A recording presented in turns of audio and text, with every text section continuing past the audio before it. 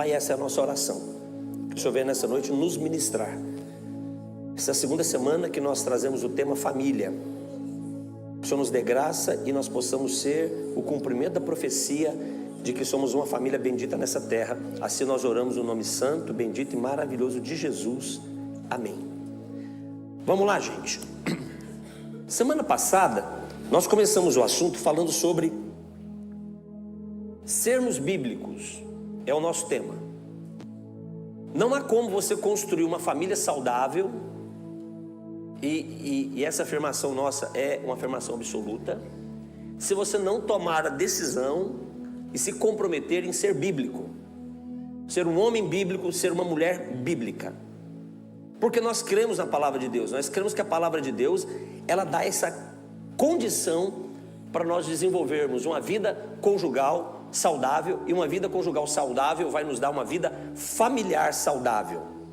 Eu fiz uma anotação aqui sobre por que alguns casamentos eles não tem como dar certo. Não há como dar certo. Não importa, querido, o que se fale, o que se faça. Existem alguns casamentos que não há a menor possibilidade deles darem certo. Por quê? Porque esses cônjuges, porque são cônjuges que constroem um casamento, e é um casamento que constrói família. Só que os cônjuges que constroem o casamento, antes de serem cônjuges, eles são homens e mulheres. São homens e mulheres. Só que tem um detalhe, e claro, a nossa abordagem é dentro de um valor bíblico de casamento. Nós não vamos falar de casamento fora de outra abordagem. E a abordagem bíblica do casamento é um homem e uma mulher. Qualquer coisa fora desse ambiente de um homem e uma mulher não é padrão bíblico de casamento, ok? Então a nossa afirmativa é um padrão bíblico. Só que esses cônjuges que constroem um casamento, que formam uma família, que são um homem e uma mulher, algo precisa ficar definido. Ele não é homem e não é uma mulher porque se casou. Não é assim que funciona. Precisamos entender que a questão da identidade do gênero masculino e a identidade do gênero feminino, o que o cromossomo lá define em relação à sua sexualidade, e talvez aí seja um ponto muito importante nós observarmos, não é essa questão da genética humana que vai definir para um casamento de sucesso se o homem é um homem para o casamento e se a mulher é uma mulher para o casamento. Vocês vão me entender. Não é a questão genética de você nascer masculino ou nascer feminino. Porque para ser homem para um casamento e para ser mulher para um casamento, não é a sua genética que decide. É você que decide. Porque você pode nascer dentro de todo o aspecto da biologia. Você pode nascer homem, sexo masculino. Mas se você não decidir ser um homem de verdade para honrar a esposa que você recebe como tua mulher, e honrar o leito sem mácula, que é o casamento, para formar uma família, você jamais será esse homem que dará testemunho da masculinidade que você foi gerado biologicamente. Então eu quero colocar nessa noite, começar dizendo o seguinte, que não é porque você nasce masculino e feminino que de fato você é um homem e uma mulher digno do casamento. Não é assim. Tem uma frase de um pastor, do Mark Driscoll, ele diz o seguinte: meninos não se tornam homens quando se casam, porque é a ideia que se tem. Então o Juninho vai casar agora em setembro. Então, o Juninho agora é homem, se casou. Não é o casamento que faz homens. São homens que fazem o casamento. O casamento não faz mulheres, são mulheres que fazem o casamento. E homens e mulheres, dentro de um padrão bíblico, como cônjuges, constroem famílias bem sucedidas para a glória de Deus. Então essa é a consciência que precisa ser formada na nossa vida. Não basta o tempo que você está vivendo junto com a sua esposa, o tempo que você está vivendo junto com o seu marido. 10 anos de casado, 15 anos de casado, isso pode não significar absolutamente nada. Mas nós já somos experientes, estamos casados há anos. Deixa eu lhe dizer uma coisa, nunca se esqueça, Adão e Eva não eram inexperientes. Adão e Eva, um homem e uma mulher, um homem criado por Deus e uma mulher gerada, tirada de Adão e dado para Adão para ser a sua esposa. viviam no lugar mais santo que pode se imaginar, tinham experiências reais, pessoais com o Senhor. As experiências de Adão e Eva com o Senhor não eram experiências espirituais, intangíveis, não, eram experiências reais. Adão e Eva eram dotados de uma sabedoria inimaginável. Eles não eram inexperientes. O relacionamento de Adão e Eva com o Senhor não foi um relacionamento de 10 dias eles pecaram, de 1 mês e pecaram, não. O relacionamento de Adão e Eva foi um relacionamento durante um bom tempo para eles construírem maturidade e temor a Deus. Adão e Eva não eram inexperientes. Adão e Eva eram altamente experientes. Então cuidado com as suas percepções, com as suas ideias de experiência de homem casado e de mulher casada. Adão e Eva, apesar de toda a experiência que eles tinham de relacionamento com Deus, se tornaram presas fáceis no momento de sedução de Satanás.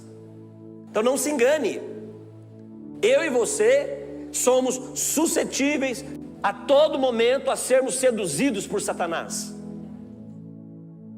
sermos enganados, entre aspas. Por que entre aspas? Porque Eva disse sim para que Satanás disse para ela, apesar dela ter uma palavra de Deus. Eva tinha uma palavra de Deus. Deus deu uma palavra para ela, deu uma palavra para Adão e disse: de tudo que vocês têm nesse jardim vocês podem usufruir, de tudo, somente de uma árvore vocês não podem se alimentar dela, só uma. Deus havia dado uma palavra objetiva para ela. Cuidado com as suas supostas experiências, cuidado com as sua suposta maturidade conjugal, porque talvez essa suposta maturidade do seu casamento, marido, que você pensa que é um homem preparado, mulher, que você pensa que é uma mulher preparada, porque seguiu o conselho de mamãe, cuidado, não é porque você seguiu o conselho de mamãe que você vai ser uma mulher, uma esposa aprovada. Essa suposta maturidade que imaginamos ter pode ser a causa da nossa ruína conjugal. Cuidado, se atente naquilo que Deus diz. Eva, tendo uma instrução objetiva de Deus do que não deveria fazer, ouviu os argumentos do engano a respeito daquilo que ela não deveria fazer. Ela tinha o poder de escolher. Eu sempre tenho o poder de decidir. Então, homens e mulheres de verdade, homens não se tornam homens porque se casam. Homens se tornam homens porque decidem serem homens para suas esposas. Mulheres não se tornam mulheres porque se casaram. Tem uma tradição, né, até do... como é que chama aquela festa da menina, criança, quando faz 15 anos? Debutante? 15 anos, tem todo um simbolismo ali, né, de dar um sapato, é um sapato mesmo. Um sapato de salto, dizendo agora você é o quê? É uma moça agora, né? Atingiu a maturidade. Não, isso não é verdade. As nossas filhas de 15 anos são adolescentes ainda. É muito perigoso essa ideia que plantamos nas nossas adolescentes, dizendo, não, agora você já é uma moça. Não é porque você com essa idade começou um ciclo de uma mulher já madura, o seu ciclo menstrual agora acontece, não, os seus hormônios, não é por isso que você agora é uma mulher. Não, mulher depende de um processo muito mais importante, assim como um homem. Não é porque engrossou a voz que agora já é homem.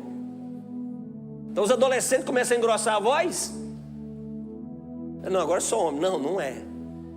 Existem valores para isso. Nós precisamos tomar cuidado. A igreja, eu tenho repetido isso aqui, a igreja é a última barreira de contenção para a família. É a última barreira. Não espere de outro lugar vir algo para proteger a sua casa, para proteger a sua família. Não vem de outro lugar, é a igreja. Por que é a igreja? Porque a igreja, de uma certa forma, a igreja é instituição. Estou falando da igreja instituição, ok? Ela é a guardiã, não sei se poderia colocar essa palavra.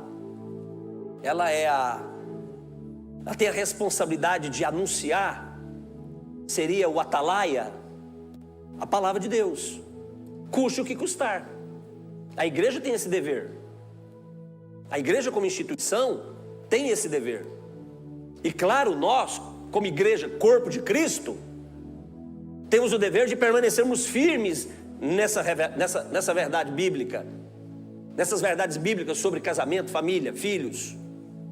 Nós, como crentes, cristãos, nascidos de novo, temos o dever de não arredarmos o nosso pé em relação a essas verdades. Isso não é ser conservador, é ser bíblico.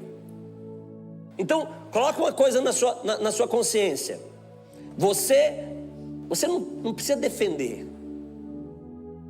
Apenas se posicione. Apenas se posicione. Eu falava com o filho hoje, cadê o filho? Está ali embaixo no Kids ou está aqui? Está ali. Eu falava para o filho hoje, a gente estava conversando e contou uma situação que aconteceu com ele no Uber. Meu filho, não adianta discutir. Existem assuntos que você não tem que discutir. Se posicione.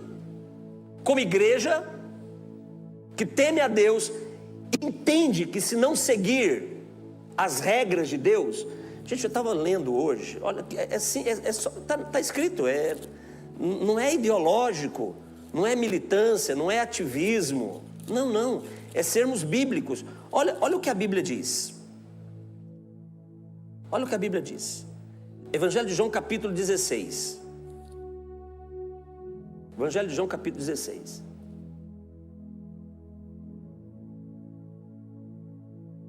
Versículo de número...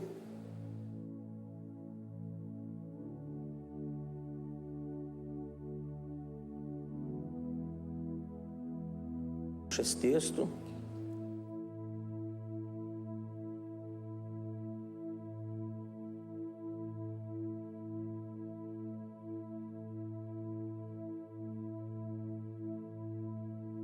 Não, é o 15, o capítulo 15.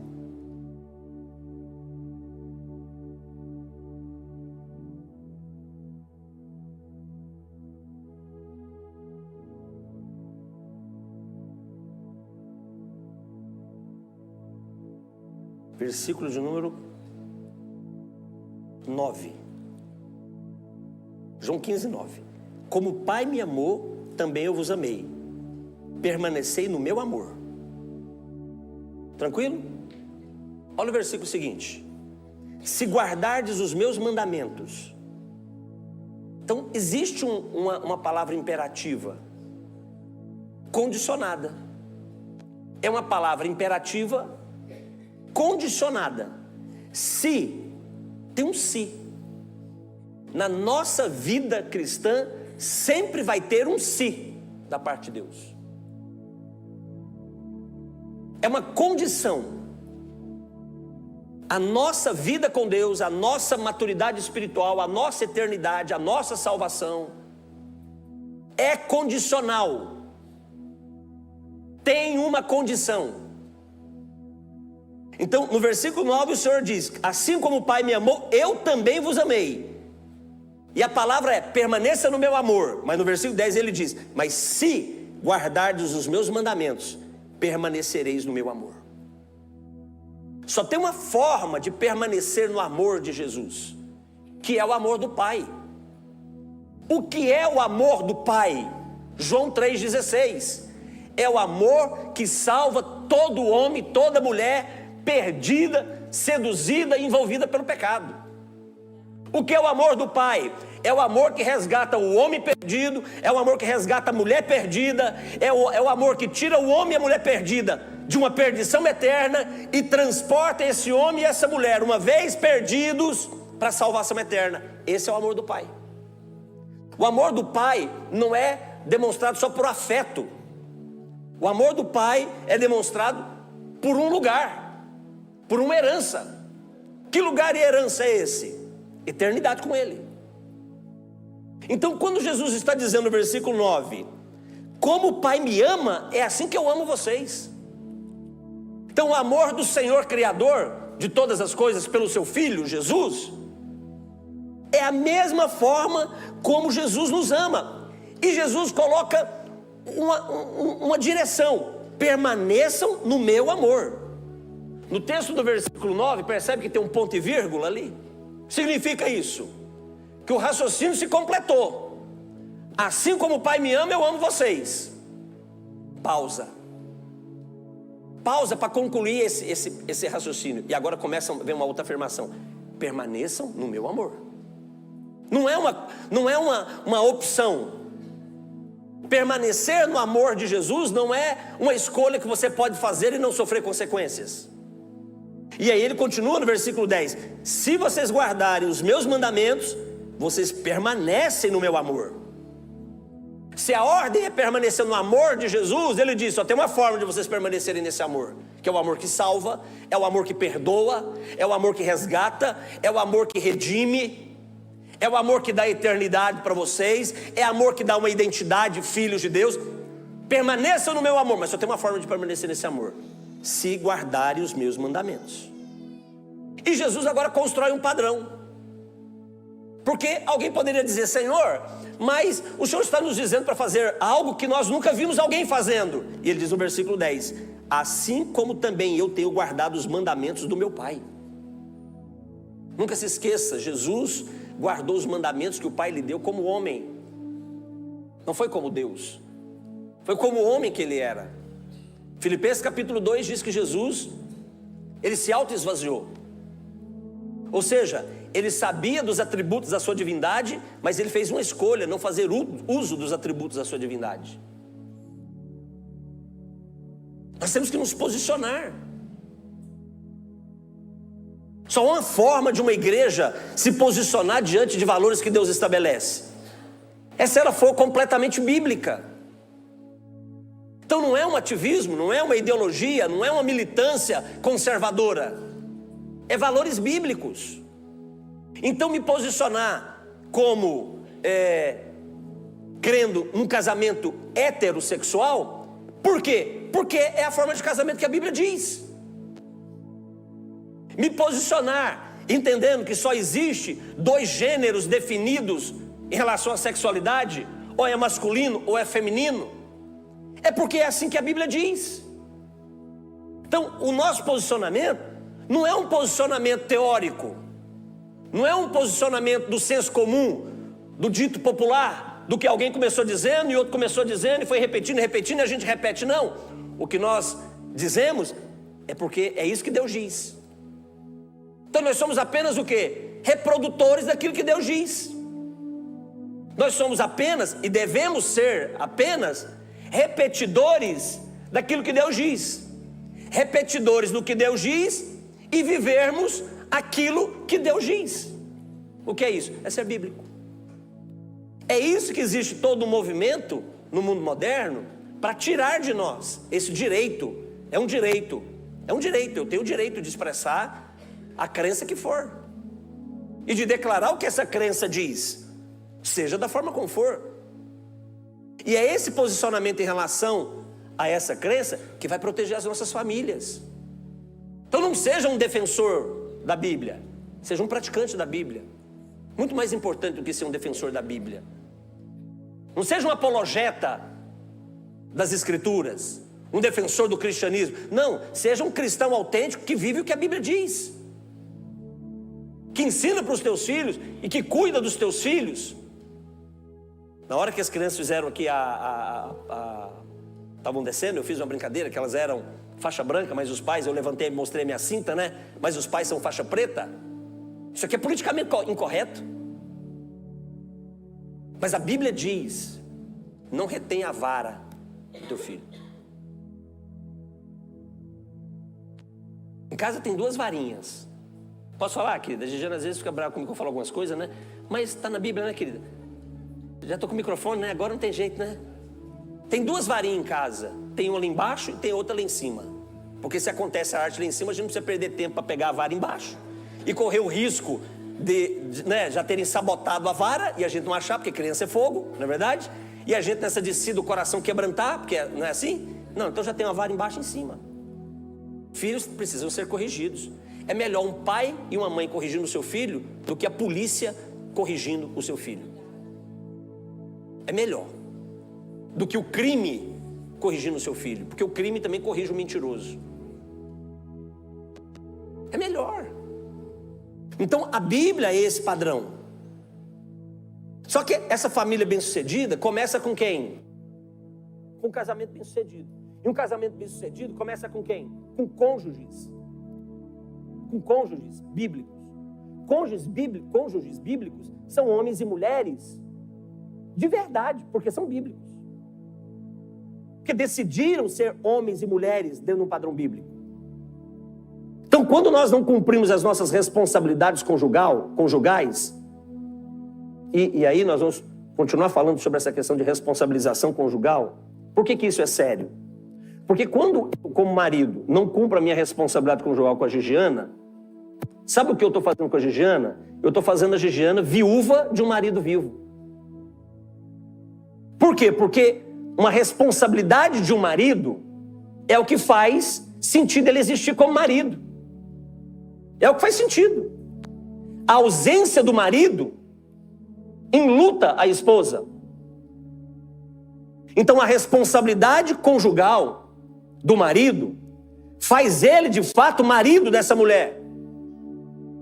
Então esse casamento bem-sucedido depende de um homem de verdade. Porque um homem que não é um homem de verdade, biblicamente falando para essa esposa, ele é um fake, ele é falso. O que é um homem falso? Um marido falso? É um marido que não reflete o caráter de Cristo para sua esposa. Nós vamos falar sobre isso. É um homem falso. Ele não é um homem de verdade. Ele é aproveitar a onda, né? Ele é o quem? Ele é o quem? É isso que ele é. Um banana. Que grita que quer ser homem, mas não tem força para ser homem. Acontece isso muito nos casamentos hoje. Maridos, querido, que querem ser homens, mas não tem força para ser homem. Por que não tem força para ser homem? Porque não tem caráter para ser homem. Querido, só tem força quem tem caráter para executar o que o caráter propõe. É assim que funciona. Então, uma vivência bíblica constrói um caráter bíblico em mim e faz de mim um homem de Deus. E é impossível um homem de Deus, biblicamente formado, não ser o homem ideal para a mulher que ele se casou. É impossível não ser. Porque esse homem bíblico, ele vai expressar características de Jesus. Então, marido, não faça da sua esposa uma viúva de um marido vivo. Da mesma forma, esposas, você precisa ter um caráter bíblico manifesto dentro da sua casa. Caráter bíblico. Qual é o caráter bíblico da mulher? Se o caráter bíblico do homem é governo, vamos... E é uma bênção ele, né? Só que não, né? A família é patriarcal. A família é patriarcal. Qualquer ideia que você desejar colocar dentro da sua família que quebra a ideia do patriarcado, você vai pecar. O que é patriarcado? É quando predomina a autoridade do pai, do homem. E a autoridade do homem tem que predominar dentro da casa. Mulheres, gostando ou não vocês, esse é um padrão bíblico. O dia que a autoridade do homem não predominar dentro da sua casa, você vai sofrer. Me mostra uma feminista de 50 anos. Me mostra uma feminista avó. 60, 70 anos. Não existe. Você vai achar. Raramente você vai achar. Você vai achar. Né? Eu ia falar algo aqui, mas não é prudente. Você não vai achar. Por quê? Porque cai a ficha. Caiu a ficha. Diz, não, que loucura é essa? O movimento feminista, você vai ver ele sendo impulsionado no nosso tempo por jovens. Por mulheres jovens que não têm responsabilidade com pagar a conta de casa, fazer comida, lavar roupa, passar um pano. Eu vi um vídeo, sensacional esse vídeo, uma mulher conversando com uma feminista, que ele dizendo o seguinte, essa mulher diz assim, seu feminismo aqui pra gente não resolve nada, nós somos da periferia. Vocês feministas querem dizer pra gente aqui que a gente tem que trabalhar? A gente já trabalha já há quase 2000 anos para sustentar a vida. Que história é essa agora? Quer mudar as coisas? Então, é um negócio meio maluco. Então, irmãs, em nome de Jesus, você quer ter um casamento bíblico? O homem tem que ter predominância de governo, de autoridade na sua casa. E se você tem um marido do seu lado que não tem predominância de governo na sua casa, dá um jeito com ele. Deixa ele assumir o lugar dele de autoridade na sua casa. Se ele está mole, se ele está indolente, preguiçoso, taca fogo nele para ele assumir um lugar de autoridade dentro da sua casa. Porque tem muito homem mole, indolente, lerdo, devagar, roda presa, volante travado, freio de mão puxado, né? Aqui não, aqui na nossa igreja é uma bênção, querido. Não tem isso não, mas tem muito homem assim. Então, mulher, toca fogo no seu marido e diga: você é o patriarca dessa casa. Você é quem tem que exercer autoridade nesse lar. Não sou eu que tenho que corrigir os nossos filhos primeiro, não. É você que tem que corrigir os nossos filhos. A primeira palavra é tua. E se você errar, a gente conversa depois e alinha. Mas é a sua voz que tem que falar com os nossos filhos. Queridos, o menino precisa da figura da autoridade do pai dentro de casa, para ele ser homem amanhã de verdade. E a menina também precisa da figura de autoridade do pai, para ela saber o que é andar debaixo da autoridade. Porque a autoridade do pai ama, protege, cuida. São tipos de expressão de amor diferentes. Eu dou um tipo de amor para a Anne que a Gigiana não consegue dar. A Gigiana dá outro tipo de amor para a Anne. E que é fundamental. Não existe pai. Não existe pai. Existe mãe. E quando não tem o pai? Não tem o pai. Continua sendo mãe. A mãe vai exercer funções de um pai, funções sociais, de provisão, mas de afeto e de construção de caráter, jamais vai exercer. Porque isso é o homem que tem que exercer. O homem é o patriarca.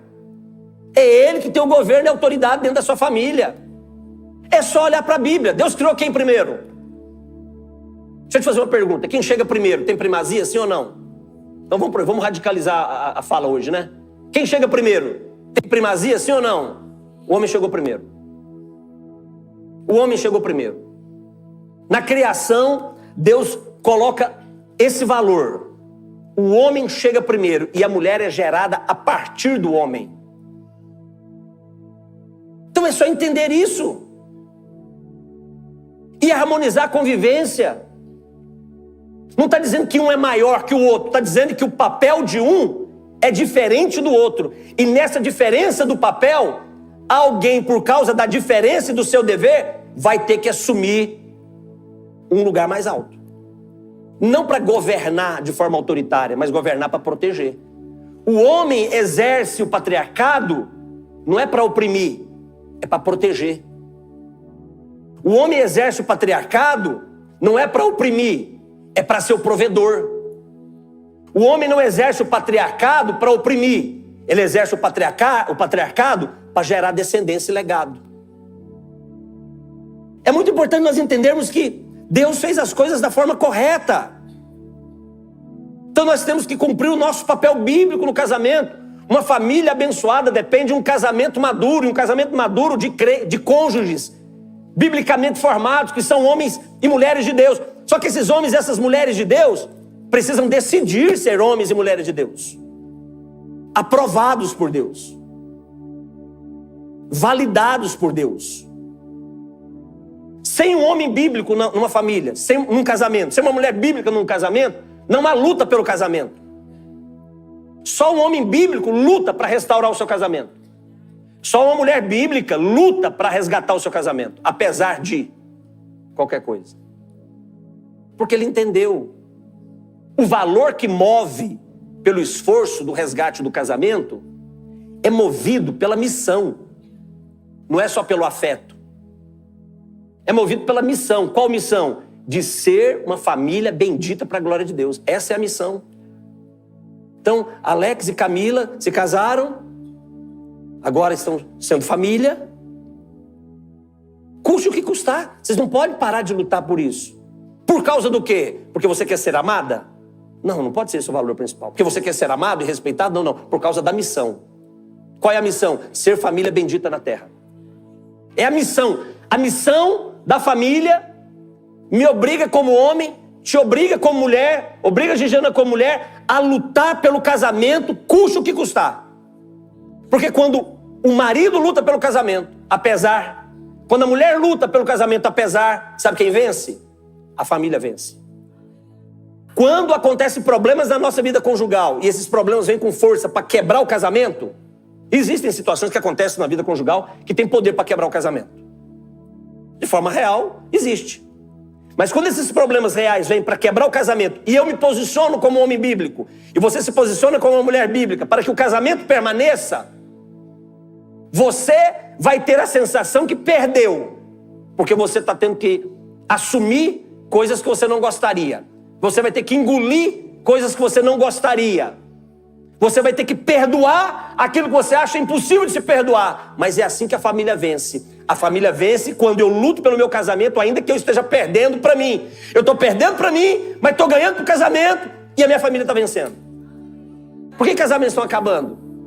Os casamentos estão acabando, os casamentos estão perdendo, porque os cônjuges não querem nem entrar no ringue. Não querem ser o common event, né? Da noite, não querem ser a luta principal. Seu casamento tem que ser a luta principal da noite. Você não pode colocar o seu casamento para ser o card preliminar. A luta pelo seu casamento é a luta principal. E nessa luta principal você luta para que a sua família vença. E às vezes para minha família vencer, eu vou ter que perder. A minha vaidade vai ter que perder. O meu ego vai ter que perder. O meu amor próprio vai ter que perder. Eu deixo para recuperar tudo isso depois que a minha família vencer. Depois que a minha família vencer, então agora eu vou fazer uma campanha agora para restaurar aquilo que na minha vida pessoal foi marcada de uma forma ruim, que precisa ser restaurado também. Uma família vencedora não é composta por maridos e esposas destruídos na sua autoestima, nos seus valores pessoais. Não, não, não. Um casamento vencedor, ele só deixou uma marca. Primeiro é a família. E depois a gente se resolve entre nós aqui. Porque a família é mais importante. Porque é uma consequência de valores. Amém, queridos? Estão compreendendo isso? Porque não lutar é fácil demais. O marido vai lá e te trai. O que é fácil? Mete o pé nele, hein? Você vai chorar em uns 2, 3 meses? Aí chega uma atrapalhada aí na sua vida, uma miserável. Não, agora é hora de você ser feliz. Vamos lá, vamos sair comigo, vou te levar agora. Você vai dar uma repaginada em você, porque você merece ser feliz. Aí vai a besta, né?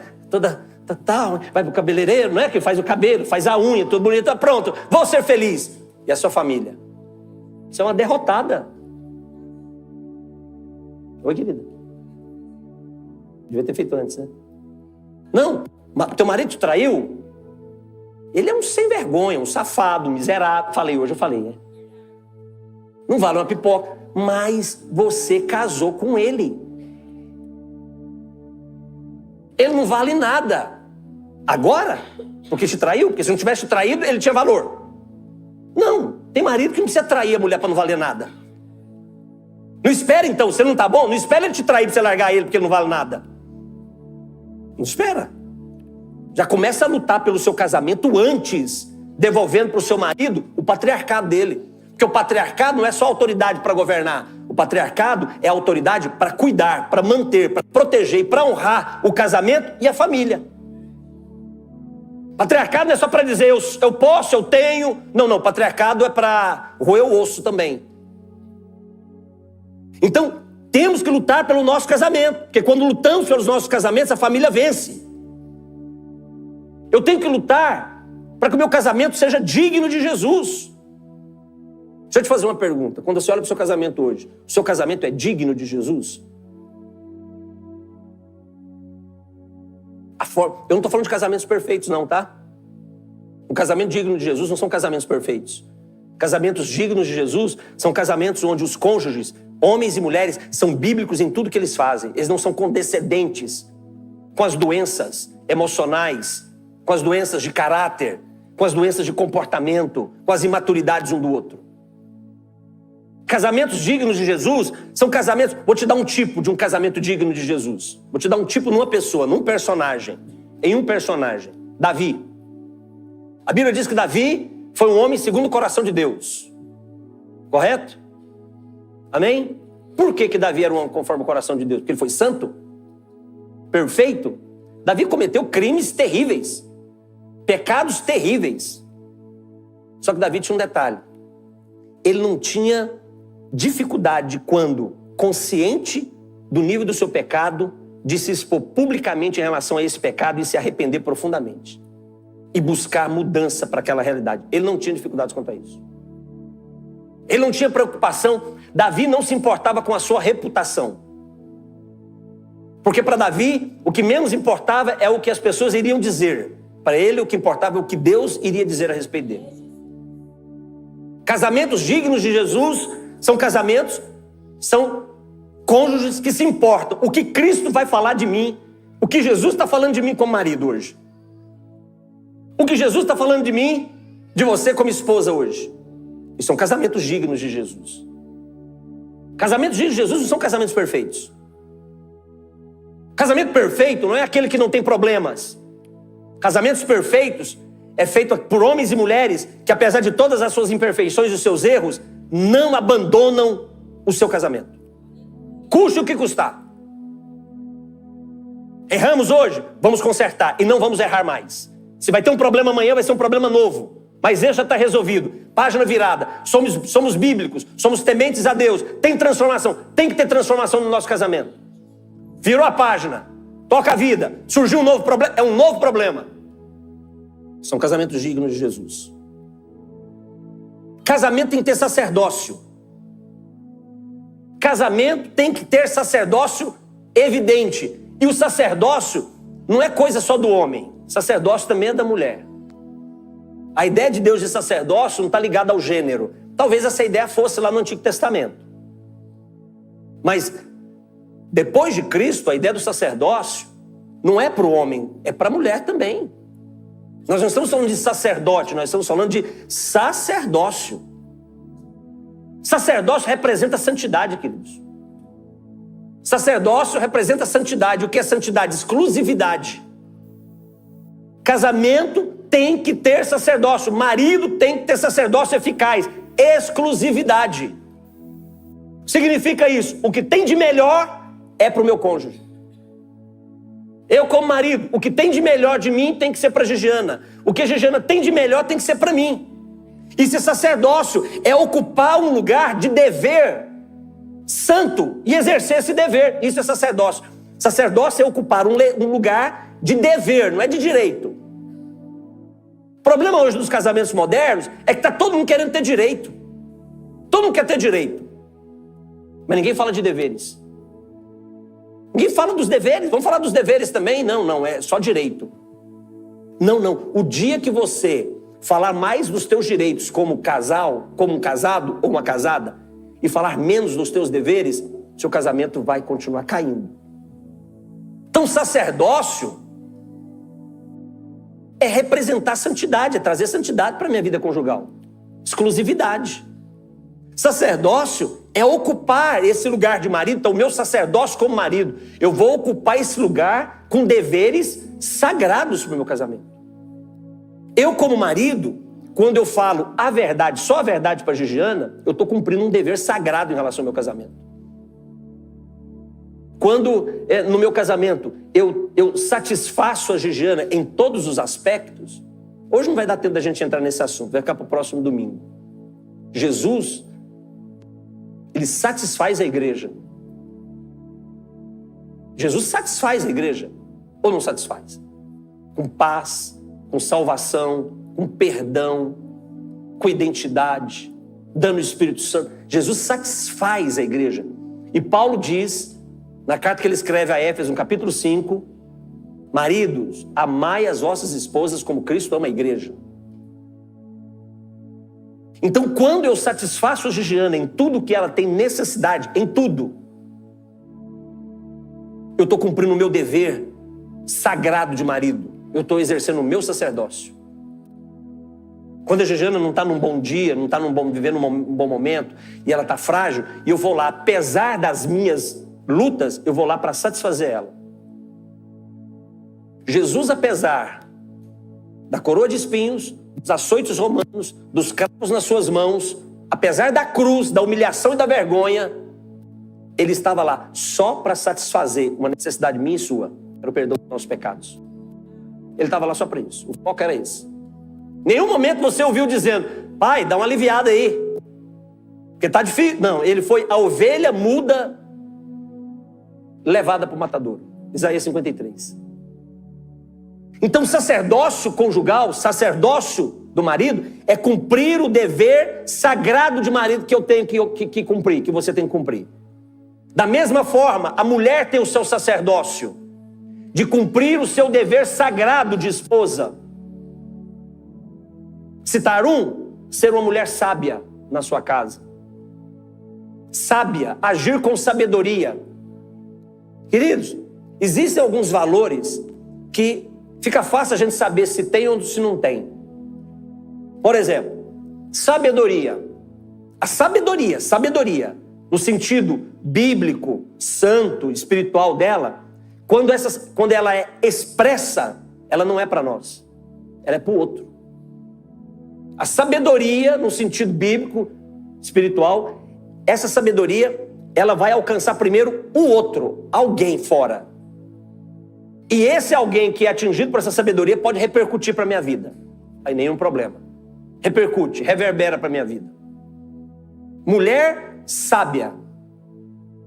A mulher, quando age com sabedoria nos momentos de crise do seu casamento, de dificuldades do seu casamento, e não vamos esquecer, vamos fazer um parêntese, as dificuldades dos nossos casamentos, elas existem, são reais, porque nós as criamos. Nós criamos elas. Começou filhotinho. Começou fiotinho. E você foi alimentando esse fiotinho. E todo filhote cresce. Então existem casamentos que estão sendo destruídos por comportamentos conjugais antibíblicos, que nós mesmos geramos e alimentamos eles, e eles cresceram. E hoje eles estão devorando as nossas vidas conjugais. A sabedoria, você sabe qual é uma das mais importantes expressões de um sábio ou de uma sábia? Qual é? Você sabe qual é? Ficar calado. Uma das mais importantes de sabedoria é não falar nada. Pastor, então o silêncio é uma sabedoria inimaginável. A Bíblia diz que até o tolo se passa por sábio quando se cala. Olha aí. Calado a gente fala melhor, hein? Calado a gente fala melhor. Exerça, mulher, o seu sacerdócio, sendo sábia. Porque se você for falar algo para exigir um direito teu, e talvez você até tenha. Se você não tiver sabedoria, você vai transformar esse seu direito em guerra. Em guerra.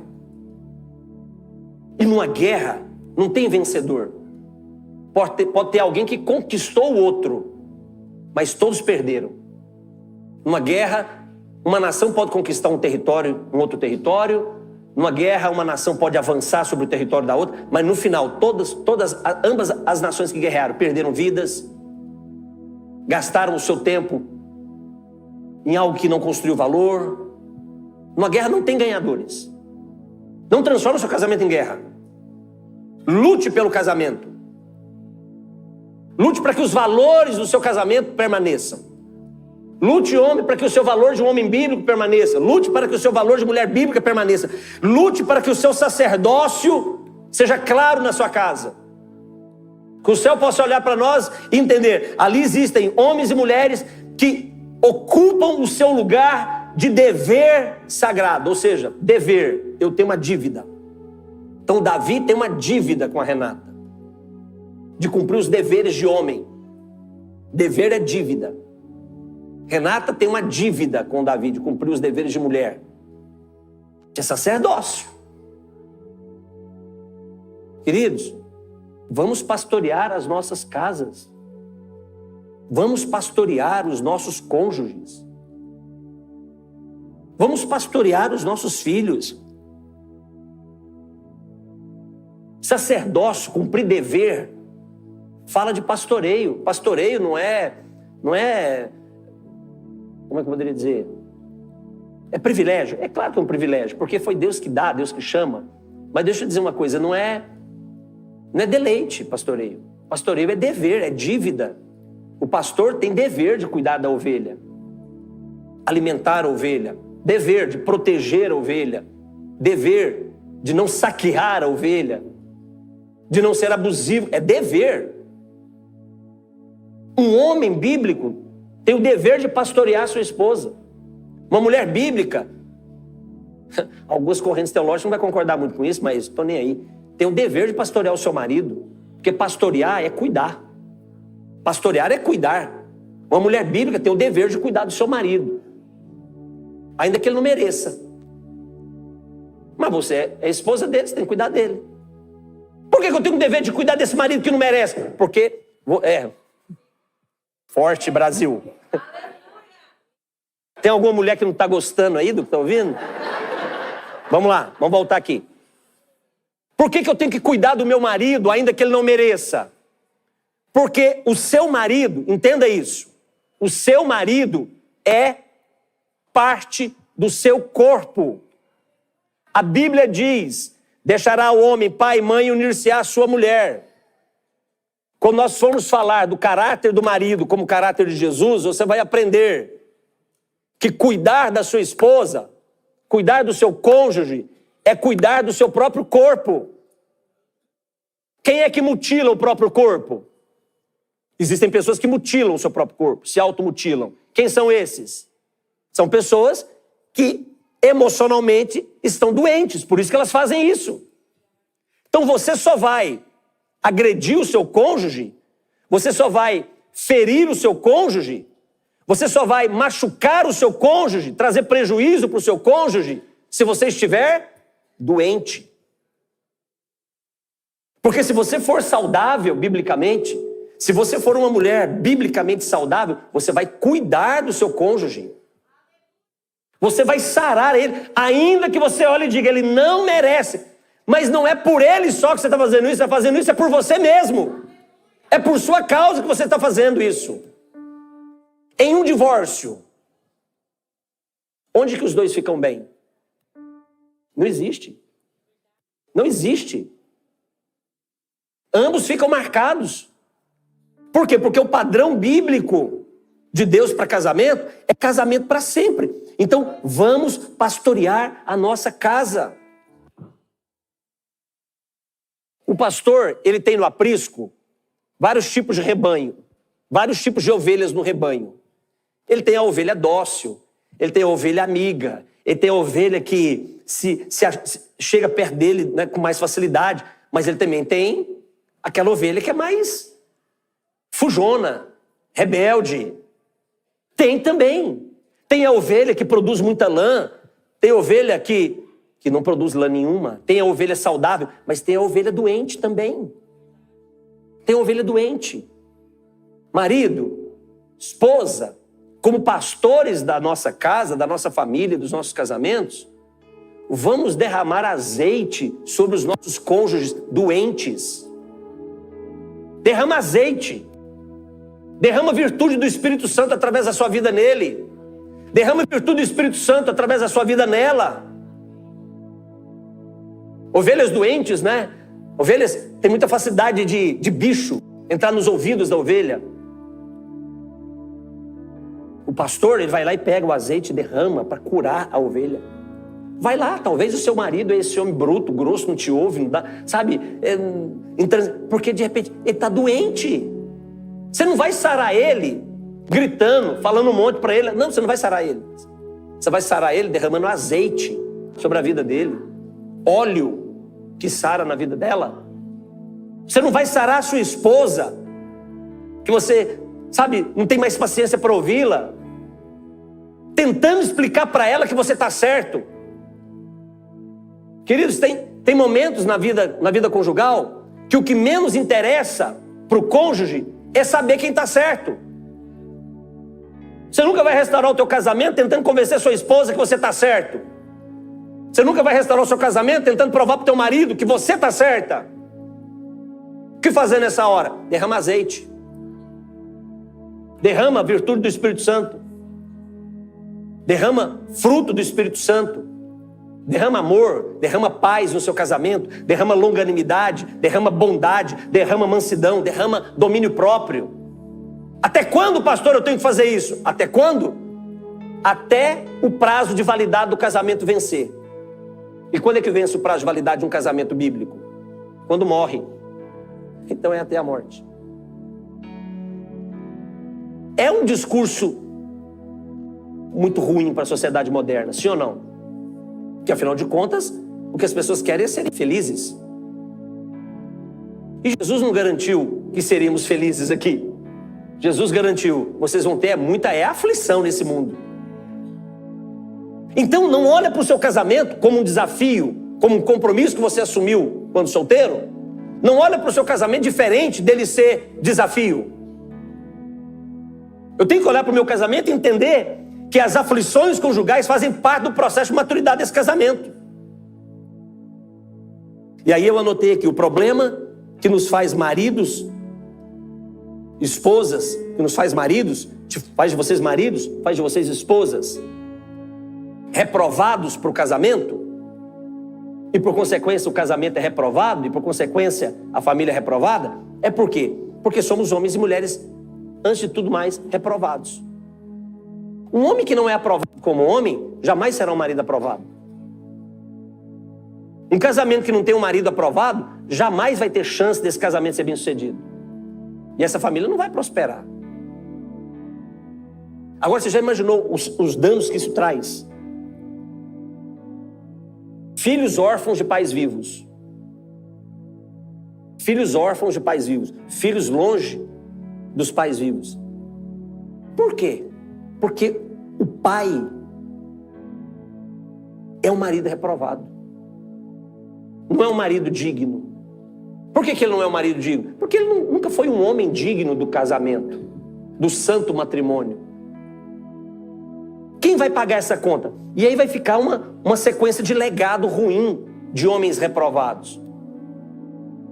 Porque a tendência é esse filho de um pai reprovado ser um filho, quando crescer, ser um homem também reprovado.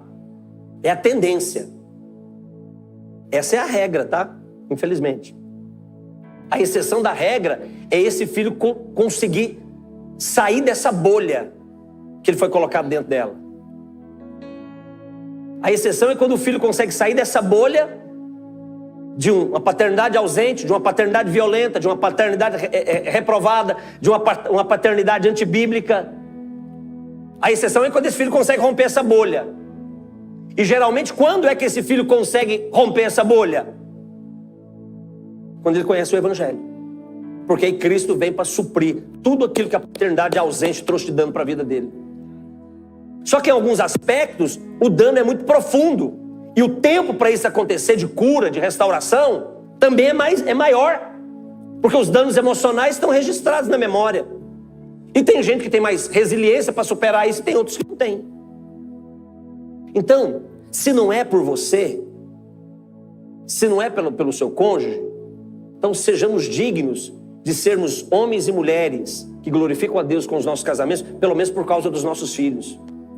Para não fazê-los tão ruins como nós estamos sendo. Ainda dá tempo de mudar o caráter. Ainda dá tempo de pegar uma rota diferente.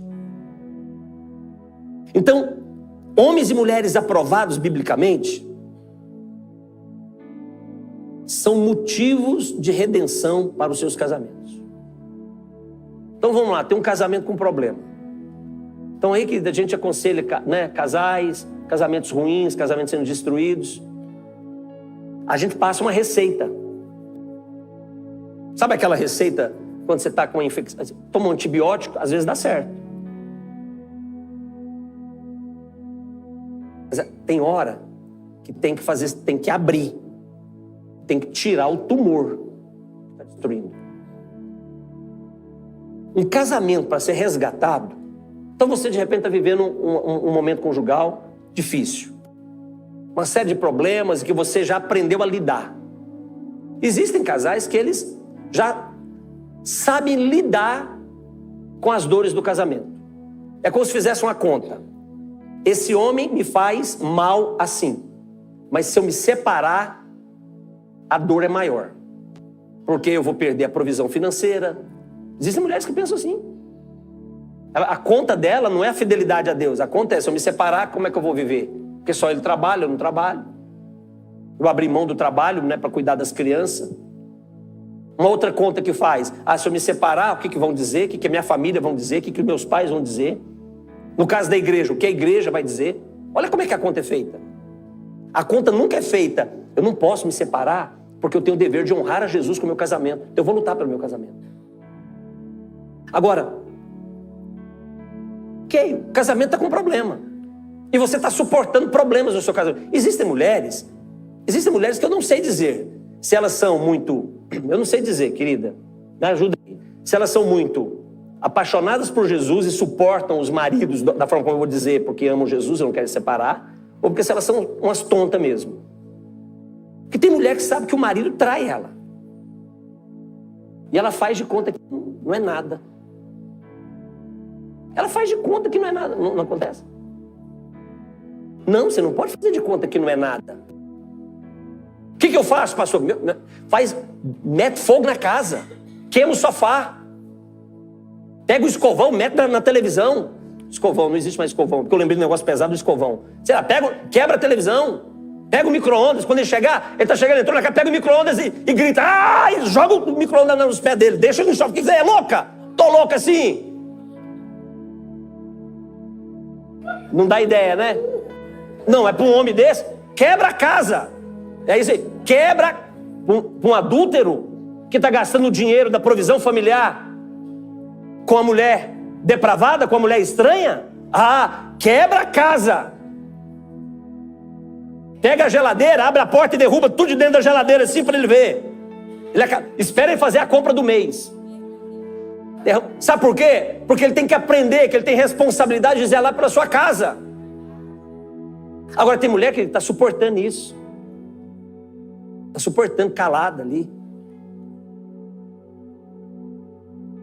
Não tem redenção para um casamento se não houverem homens e mulheres biblicamente aprovados. Uma mulher biblicamente aprovada está sabendo que o marido dela está no pecado, ela tem que denunciar o pecado dele. Tem que traz pra gente aqui, traz o pastor Ed, pra Vera, fala assim, vou falar pra vocês não conhecem? Mas esse menino aí, tá aí pregando, falando? Deixa eu falar pro senhor quem que ele é. Pecado tem que ser denunciado. Pecado tem que ser denunciado. Pecado não tem que ser encoberto. Pecado não tem que ser escondido. Você sabe como é que você trata pecado? Com 80 açoites. 40 de cada lado. Pega os melhores soldados para açoitar. Coloca na mão de um soldado um açoite, na ponta tem bolotas de ferro. O outro soldado com açoite coloca na ponta desse açoite pedaço de osso de carneiro. É assim que você trata o pecado. E agora 40 chibatadas, cada um no lombo desse pecado. É assim que você trata o pecado. Pecado, sabe como você trata? Com uma coroa de espinhos sendo encravada sobre a cabeça e rasgando todo o couro cabeludo. É assim que você trata o pecado. Pecado você trata com cravos romanos nas mãos e nos pés. É assim que você trata pecado. Pecado você trata socando, esbofeteando o rosto, até desfigurar o rosto do pecado. É assim que o pecado é tratado. Porque foi assim que o nosso Jesus padeceu naquela cruz. Por causa do meu pecado e do teu pecado. Não se trata pecado com palavras de afeto, de carinho. O pecado não entende essa linguagem. O pecado só entende uma linguagem. É morte. É essa a linguagem que ele entende. Então, tem um casamento vivendo problemas. Seu casamento está vivendo problemas, você tem o dever de resgatar, de redimir o seu casamento. Só que um casamento redimido, casamento resgatado, é um casamento colocado num lugar seguro. E onde é esse lugar seguro? É nas mãos de um homem bíblico e de uma mulher bíblica. É o único jeito de restaurar um casamento. Por quê? Porque o homem bíblico, se ele errou, uma mulher bíblica, se ela errou, o que ela vai fazer? Vai confessar e vai se arrepender do seu erro. E um homem bíblico e uma mulher bíblica, como vai reagir? Vai perdoar o erro cometido. Não tem redenção para um casamento sem homens e mulheres bíblicas. Não tem como. Possível um casamento alcançar essa condição de redenção. Porque só homens bíblicos e mulheres bíblicas conseguem assumir esse peso.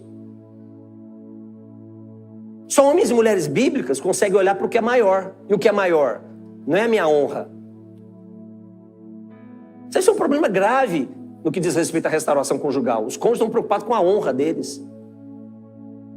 A honra é importante? Que é. Mas o casamento é maior que a sua honra. Tem que ser maior que a sua honra. O casamento tem que ser maior. Então, por causa do meu casamento, eu vou perdoar. Eu vou perdoar. E perdão não é sentimento. Perdão não é um estado emocional. Perdão é um comportamento. É uma escolha que você faz. Pastor, mas eu perdoo, mas eu continuo sofrendo. Faz parte. Eu perdoei, mas quando eu olho para ele eu lembro. Claro, perdão não é amnésia. Perdão é você assumir, não, eu preciso assumir o meu casamento. Claro, eu estou falando quando há um cônjuge bíblico. Não tem como nós falarmos de família, como está lá em Isaías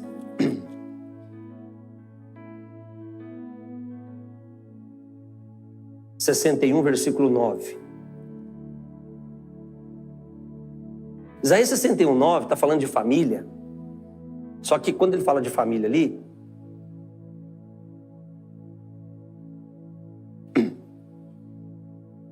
profecia não é eu e a Gigiana. Quando nós falamos de restauração conjugal, claro, existem vários episódios que destroem casamento. Cada um sabe a dor que está vivendo com um casamento mal sucedido. Mas eu sei de uma coisa. Jesus é poderoso para resolver qualquer tipo de problema desse nível. A Bíblia diz que se confessarmos, Ele é fiel e justo para perdoar todo o nosso pecado e nos purificar de toda injustiça. A palavra de Deus diz que Ele pode fazer novas todas as coisas.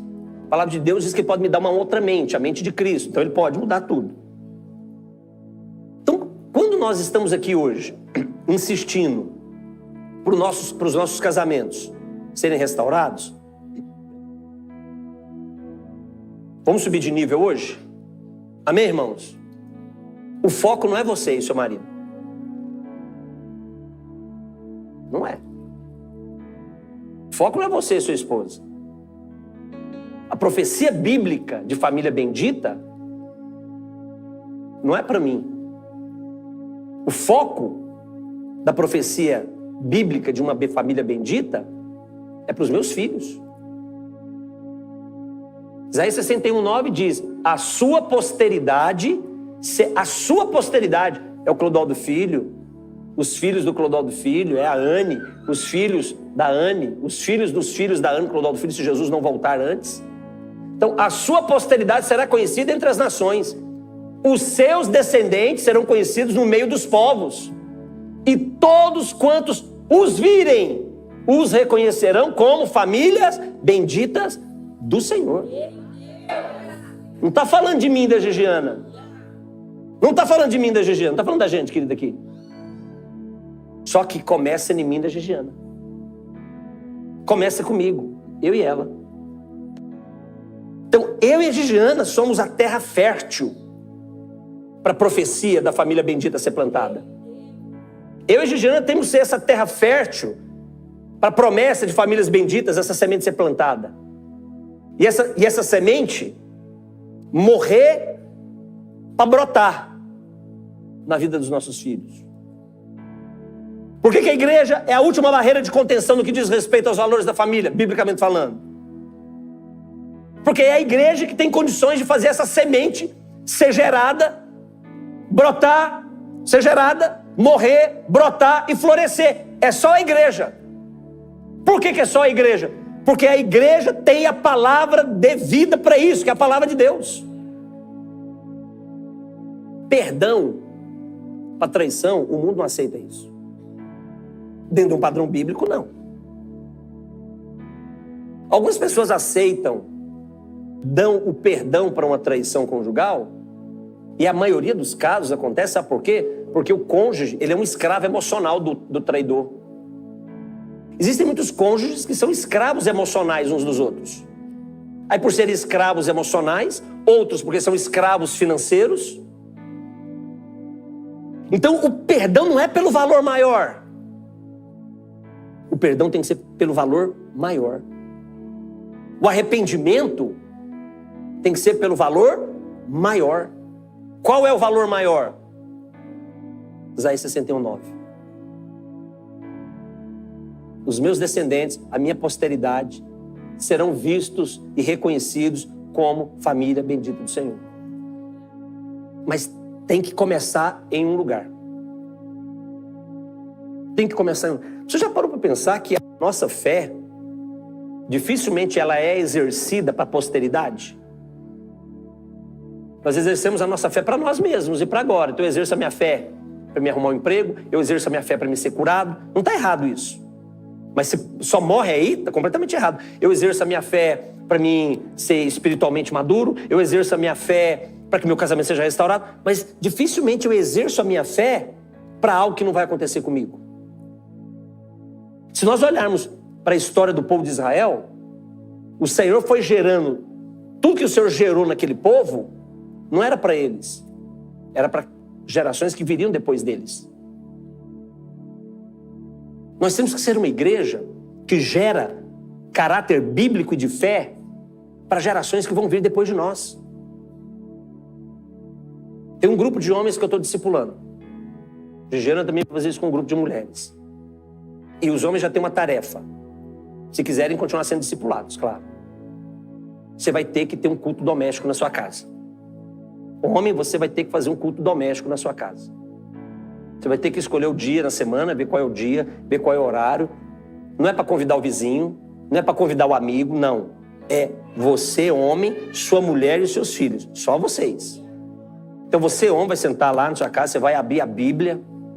Se você toca um violão, você pega um violão, vai adorar a Deus. Se você não sabe tocar nada, canta. Se você não sabe cantar, não arrisca cantar. Coloca lá um LP lá. Não, tem LP não, tá resgatando. Coloca lá, CD, um pendrive, sua playlist, adore com a sua família. Chama os seus filhos e fala assim, vem cá filho, vem cá pra você aprender como é que adora a Deus. É isso aqui que adora. Ensina ele a adorar a Deus. Adora com a sua esposa, dá uma oportunidade para sua esposa falar, dá uma oportunidade, você é o dirigente do culto aí. Então eu quero dar uma oportunidade agora para a irmã Gigiana trazer uma palavra de oração aqui. Culto, você é o patriarca. Você é a autoridade paterna na sua casa. Então o Davi vai ter que puxar esse carro aí. O Davi é quase uma congregação já no culto doméstico na casa dele. Ele, a Renata e os 17 filhos que ele tem, é uma congregação já, ué, né? Então, fazer o culto doméstico, coisa rápida, 30, 40 minutos. Compartilha a Bíblia, aplica a Bíblia. Leia um texto bíblico, aplica o texto bíblico. Ora, intercede. Homem, você levanta lá, põe a mão na cabeça dos seus filhos, põe a mão na cabeça da sua mulher. Aproveita e já sai isso e tal, né? Aproveita. Mas faz essa oração do Espírito. Não fala não. Porque se você falar, vai manifestar contra você. Então, fala não. Você perceber? E nem chama eu para ir lá depois para resolver, não. Nem a gente, né, querida? Entendeu? Então, faz não, vai lá. Agora, você abençoa sua esposa, seus filhos. Culto doméstico. Fazer culto doméstico. Imagina que bênção, nós vamos chegar na igreja, a gente não vai precisar ficar tratando esses assuntos aqui mais não, hein? Igreja não é hospital, tá? Igreja não é hospital, igreja é lugar para adorar o Senhor. Igreja é um lugar de homens santos, mulheres santas, homens e mulheres dedicados, devotos ao Senhor, com as suas lutas, tomando flechada, mas o escudo da fé parando todas elas. As flechadas estão vindo, mas o escudo da fé para todas elas. Ué, a vida é isso, é passando pelo vale da sombra da morte, vai passar no vale da sombra da morte, sim. Mas fica tranquilo, o Senhor vai estar com você no vale da sombra da morte. Essa é a vida de um cristão genuíno.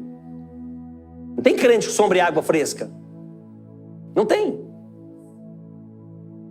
Momentos áridos, momentos difíceis, Ele vai te levar para águas tranquilas, vai te refrigerar. Isso é andar com Deus, irmãos. Nós precisamos nos preparar para tempos difíceis. Nós vamos nos preparar. Vão vir as dificuldades que vierem. Vamos continuar firmes em Jesus, crendo em Jesus, sendo leais às Escrituras, controlados pelo Espírito Santo. Deixa eu te dizer uma coisa para nós orarmos. Não vai para essa banda da igreja que está aí, não. Tem uma banda da igreja. Quando falo banda, não é toca, não. Uma banda, um lado da igreja. Está se tornando ativistas ideológicos e militantes em relação a valores bíblicos que não são verdadeiros. A motivação não é verdadeira. Eu não preciso combater para me posicionar naquilo que eu creio. Essa é a hora da gente ter a maior colheita possível, sabia? É a hora da colheita agora. Agora é a hora da colheita. Só que essa colheita, ela é feita, essa pesca maravilhosa de almas, ela é feita com as redes do amor. E o amor, ele é sangue no zóio. O amor não é aquele... Cadê aquela imagem do gato de botas aí do Shrek? Bota ali depois. Amor não é aquilo ali, não. O amor... Deixa eu mandar uma imagem para vocês aí. Coloca essa imagem para mim aí, por favor. Bota do gato de botas aí. Aqui na igreja é uma bênção. Aqui a gente é bem, assim, diferente, né? Essa imagem aqui... Essa imagem eu acho... Thales, eu vou mandar para você, tá, Thales? Quando eu falar, você coloca essa imagem. Não, se não achou gato de botas, não põe não. Já perdeu a validade, já venceu. Chegou essa imagem que eu te mandei aí? Te mandei uma imagem aí agora. Coloca essa imagem que eu te mandei na lateral. Aonde der. Na lateral, no meio. O amor é assim, ó. Vai chegar, tem paciência aí.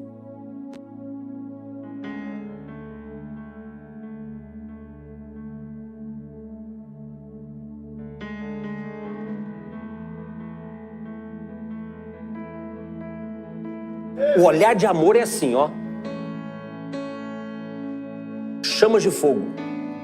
Por quê? Porque o fogo refina. O fogo apura. O amor de Jesus é um amor que refina. Ele constrange.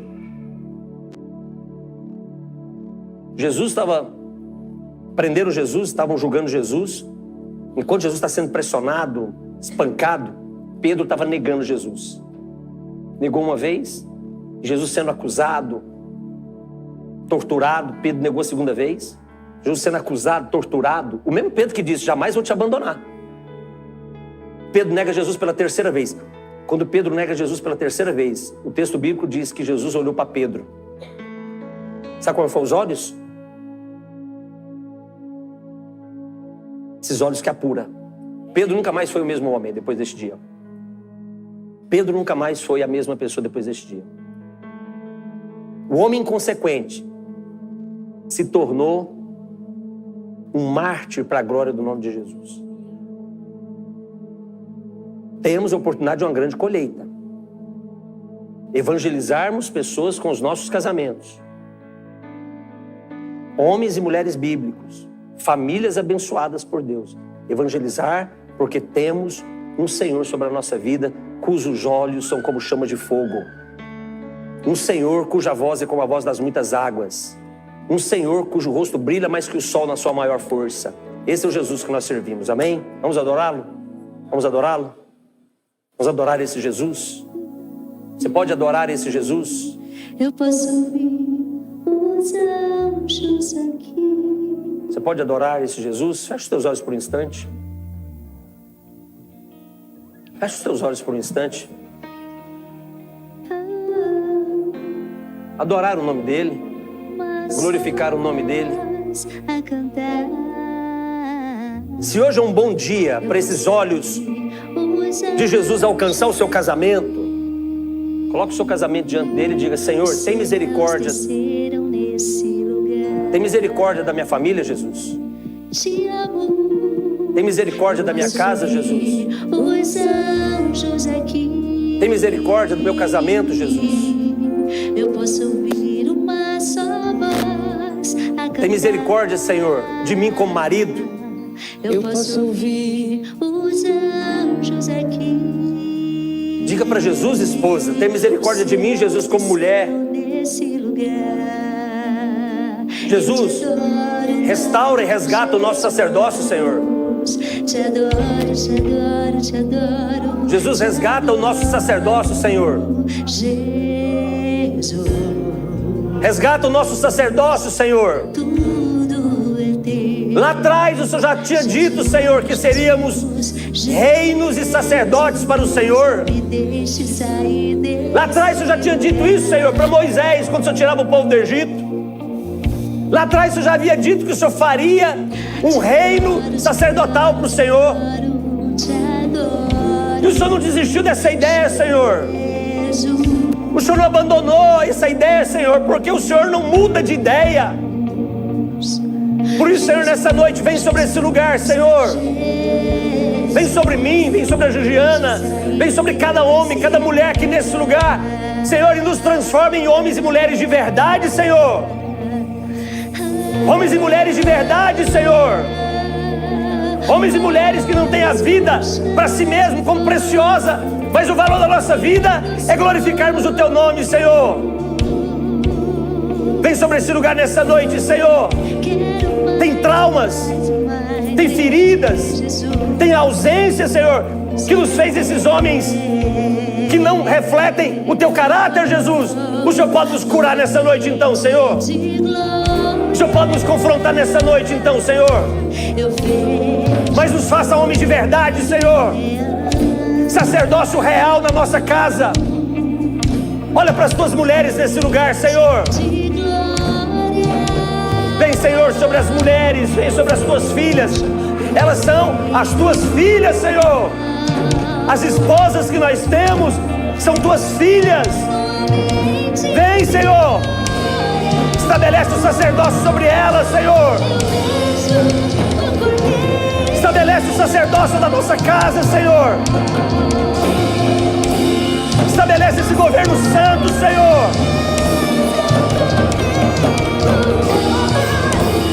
Vem, meu Senhor. Doce Espírito Santo. Doce Espírito Santo. Doce Espírito Santo. Restaura, doce Espírito Santo.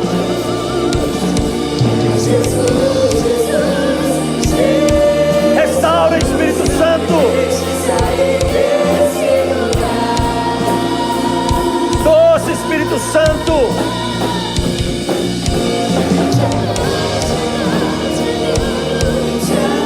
Doce Espírito Santo.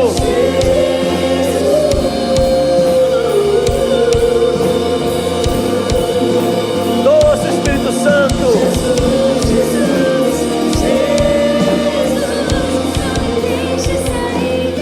Continue adorando. Coloque as tuas mãos voltadas para cima. Continue com os olhos fechados. Continue adorando Jesus. Você gerou um momento de oração na sua vida nesses instantes. Não saia desse lugar chamado vida de oração, não. Só volte as tuas mãos, as palmas para cima. E assim, numa atitude de fé, pede para Ele o que você precisa para ser um sacerdócio legítimo como marido da sua casa. Pede para Ele. Você sabe o que você precisa. Você sabe o que falta em você, homem, para ser esse homem aprovado pelo céu. Então pede para Ele, diga: Senhor, coloca nas minhas mãos, Senhor. Mulher, peça para Ele o que te falta para ser essa mulher aprovada no sacerdócio do seu lar. Peça para Ele o que te falta. O que te falta? O que te falta para você ser essa mulher que vai lidar com o dever das coisas sagradas na sua casa, para o seu marido, para os teus filhos? Pede para Ele. Pede para Ele. Maridos, para cumprir o teu sacerdócio, daquilo que você entende que precisa estar na vida da sua esposa. Seja o intercessor da sua esposa. Deixa de ser o acusador da sua esposa. Nunca mais abra a boca para acusar a sua esposa, para reclamar da sua esposa, mas abra a sua boca para interceder por ela. Seja o intercessor da sua esposa. Clama por ela agora. Diga: Senhor, unge essa mulher, levanta essa mulher, fortalece essa mulher no teu espírito. Começa a clamar por ela. Começa a gemer para que o Senhor gere esse sacerdócio real na sua casa. Mulher, para de reclamar do seu marido. Para de murmurar contra o teu marido. Para de difamar o teu marido dos outros. Seja uma intercessora do teu marido. Interceda por ele. Faça súplicas a Deus por ele. Clame a Deus por ele. Diga: Senhor, é o homem que o Senhor me deu. É o homem que o Senhor permitiu que eu me casasse, Senhor. Não está nada certo. Transforma ele, Senhor. Enche ele com o teu Espírito Santo. Enche ele, marca ele, Senhor, com o caráter de Jesus. Começa a clamar pelo teu marido. Já tem anos que você reclama dele, não mudou nada. Mas quando você começar a orar e interceder por ele, deixa eu lhe dizer uma coisa: grandes coisas vão acontecer. Suplica por ele. Suplica pelo teu marido ao Senhor. Diga: Senhor, traz Jesus para minha casa, na pessoa do meu marido. Traz Jesus para minha casa. Senhor, traz Jesus para minha casa, na vida do meu marido. Eu quero Jesus na minha casa, na vida do meu marido. Diga isso para ele. Pai, nessa noite, no nome de Jesus, nós clamamos ao Senhor por redenção na nossa família, Senhor. Redenção nos nossos casamentos, Senhor. Redime os nossos casamentos, Senhor. Senhor, nós queremos trazer de volta sobre nós a cruz que nós abandonamos. Quando abandonamos a cruz, Senhor, a redenção não acontece. Só vai haver redenção nos nossos casamentos se nós carregarmos a nossa cruz sacrificial. Nessa noite, Senhor, no nome de Jesus, nos dê, Senhor, o cumprimento da profecia de Isaías 61:9. Essa profecia tinha um endereço para um povo e para uma nação, era Israel. Mas, Senhor, o coração que abençoa Israel é o coração que abençoa aqueles que te temem. É o coração daquele que abençoa os que te amam. E nessa noite nós queremos pedir para o Senhor que a nossa família seja vista como famílias benditas sobre essa terra. Então essa profecia, Senhor, faz ela nos alcançar também. Faz ela nos alcançar, Senhor. Que por nossa causa, por nos submetermos ao Senhor, por nos rendermos ao Senhor, essa profecia alcance os nossos filhos e os filhos dos nossos filhos, Senhor. Nós somos a semente. Nós somos essa semente, Senhor, para que a família bendita aconteça na minha casa. Minha casa será a família bendita do Senhor. Você crê nisso? Você crê nisso? Então adore o Senhor dizendo: minha casa será a família bendita do Senhor. Diga isso: minha casa será a família bendita do Senhor. Ela vai ser, porque você é semente que vai cair na terra e vai morrer para brotar essa família bendita. Bendito seja o teu nome, Senhor. Bendito seja o Senhor. Bendito seja o Senhor. Bendito seja o Senhor.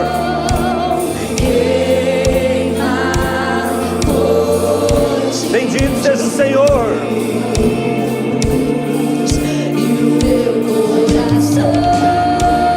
Bendito seja o Senhor. Bendito seja o nome do Senhor.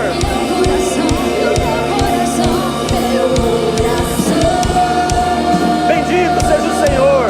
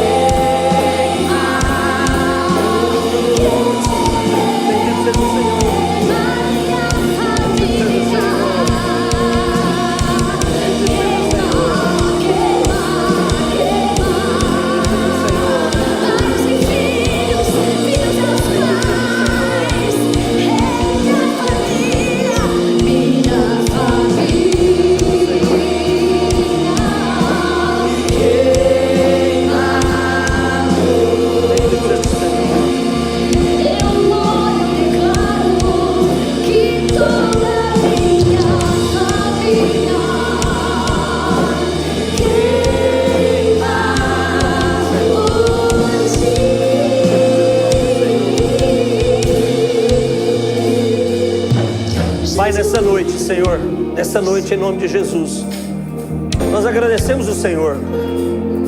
Tu és o Senhor da nossa casa, Tu és o Senhor dos nossos filhos, Tu és o Senhor dos maridos, Tu és o Senhor das esposas.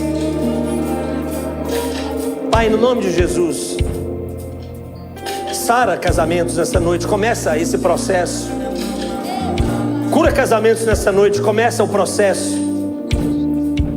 Começa, Senhor, esse processo de quebrantamento, de arrependimento, de confissão de pecados. Senhor, começa esse processo de perdão, de reconciliação. Começa, Senhor. Começa, Senhor. Senhor, que os nossos casamentos venham ser motivo para a glória do Teu nome. Abençoa os homens que estão aqui nesse lugar, Senhor, como maridos aprovados. Abençoa as mulheres que estão aqui nessa noite como mulheres aprovadas, esposas aprovadas. Abençoa os solteiros que estão aqui, que eles recebam essa palavra no espírito deles e sejam desafiados a serem homens e mulheres bíblicos. Senhor, dê graça para os solteiros que estão ouvindo essa mensagem nessa noite e constrange eles, constrange elas a serem os homens e as mulheres que glorificarão o Teu nome no casamento, Senhor. Eles estão tendo a oportunidade de receberem conhecimento do Senhor para não errarem, para não pecarem contra o Senhor. Abençoa-nos, Senhor, que a nossa casa seja um motivo para a glória do Teu nome. Abençoa os nossos filhos, guarde-os, livre-os, livre-os desse mundo mau, Senhor.